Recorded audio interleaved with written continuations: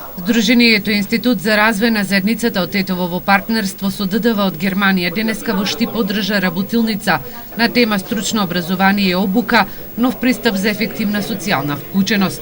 Координаторот на проектот Сретен Коценски вели дека целта е да се понуди стручно образование на осудените лица во затворите.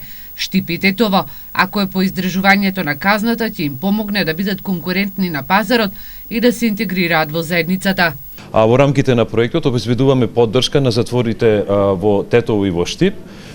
Спроведуваме обуки за осудените лица и обуките се за компјутерски вештини, англиски јазик, за пекар, за бербер и за хортикултурно уредување, се со цел да бидат осудените лица конкурентни на пазарот на труд по завршувањето на казната.